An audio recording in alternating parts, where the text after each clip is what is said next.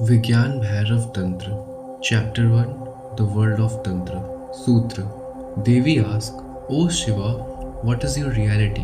What is this wonder filled universe? What constitutes seeds? Who centers the universal wheel? What is the life beyond from pervading forms? How may we enter it fully? Above space and time, names and descriptions, let my doubts be cleared.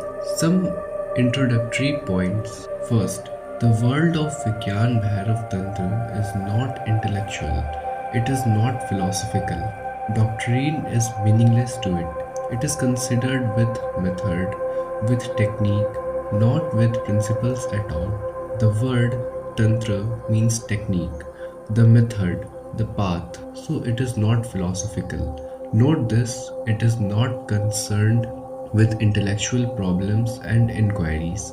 It is not concerned with the why of things. It is concerned with how, not with the truth, but with the truth can be attained. Tantra means technique. So this treatise of scientific one. Science is not concerned with why. Science is concerned with how. This is the basic difference between philosophy and science. Philosophy asks why this exists. Science asks how this exists. The moment you ask the question how, method, technique become important. Theories become meaningless. Experience becomes the center. Tantra is science. Tantra is not philosophy. To understand philosophy is easy because only your intellect is required. If you can understand language, if you can understand concept, you can understand philosophy. You need not change, you require no transformation. As you are, you can understand philosophy but not Tantra. You will need a change, rather a mutation.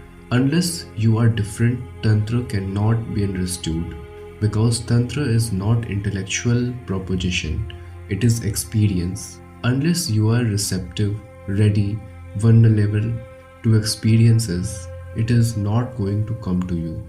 Philosophy is concerned with the mind. Your head is enough, your totally is not required. Tantra needs you in your totality. It is deeper challenge. You will have to be in wholly. It is not fragmentary. A different approach, a different attitude, a different mind to receive it is required. Because of this, Devi is asking apparently philosophical question. Tantra starts with Devi's question. All the questions can be tackled philosophically. Really any question can be tackled in two ways, philosophically or totally, intellectually or existentially. For example, if someone asks what is love, you can tackle it intellectually.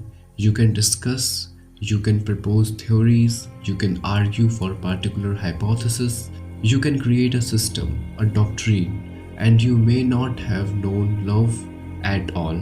To create a doctrine, experience is not needed, really. On the contrary, the less you know, the better, because then you can propose a system unhesitated. Only a blind man can easily define what light is. When you do not know, you are bold. Ignorance is always bold. Knowledge hesitates. And the more you know, the more you feel the ground underneath is dissolving. The more you know, the more you feel how ignorant you are. And those who are really wise, they become ignorant. They become as simple as children or as simple as idiots. The less you know, the better. To be philosophical, to be dogmatic, to be doctrine, it is easy. To tackle a problem intellectually is very easy, but to tackle a problem existentially, not just to think about it, but to live it through, to go through it, to allow yourself to be transformed through it, is difficult. That is to know love, one will have to be in love. That is dangerous because you will not remain the same. The experience is going to change you. The moment you enter love, you enter a different person.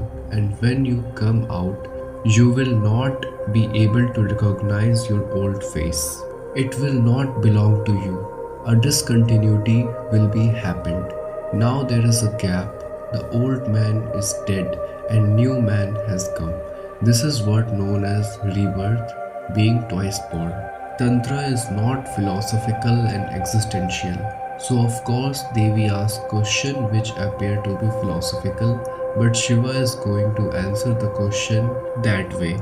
So it is better to understand it in the beginning, otherwise you will be puzzled because Shiva is not going to answer a single question. All the questions that Devi is asking, Shiva is not going to answer at all, and still he answers. And really, only he answered them and no one else, but on a different plane. Devi asks, "What is your reality, my lord?" He is not going to answer it. On the contrary, he will give a technique, and if Devi go through this technique, she will know. So the answer is roundabout. It is not direct. He is not going to answer who am I. He will give a technique and do it and you will know. For Tantra, doing is knowing, and there is no other knowing unless you do something, unless you change, unless you have a different perspective to look at, to look with, unless you move in an along different dimension than the intellect. There is no answer. Answers can be given. They are all lies. All philosophies are lies. You ask a question and the philosophy gives you an answer. It satisfies you or doesn't satisfy you. If it satisfies you, you become a convert to the philosophy, but you remain the same. If it doesn't satisfy you, you go on searching for some other philosophy to be converted to, but you remain the same. You are not touched at all. You are not changed. So, whether you are Hindu or a Mohammedan or a Christian or a Jain, it makes no difference. The real person behind the face of Hindu, Muslim, or Christian is the same. Only the word differs or clothes. The man who is going to the church or the temple or the mosque is same man. Only faces differs, and they are the faces which are false. They are masks. Behind the mask, you will find the same man, the same anger, the same aggression, the same violence, the same greed, the same lust, and everything the same. Is Mohammedan sexuality different from Hindu sexuality? Is Christian violence different from Hindu violence? It is the same. The reality remains the same, only clothes differ. Tantra is not concerned with your clothes. Tantra is concerned with you. If you ask a question, it shows where you are. It shows also that whenever you are, you cannot see. That is why there is the question. A blind man asks, "What is light?" The philosophy will start answering, "What is light?" Tantra will know only this. If a man is asking, "What is light?" it shows only he is blind. Tantra will start operating on the man, changing the man so that he can see. Tantra will not say what is light. Tantra will tell to attain insight, how to attain seeing, how to attain vision. When the vision is there, the answer will be there. Tantra will not give you the answer. Tantra will give you the technique to attain the answer. Now the answer is not going to be intellectual. If you say something about the light to a blind man, this is intellectual. If the blind man himself becomes capable of seeing, this is existential.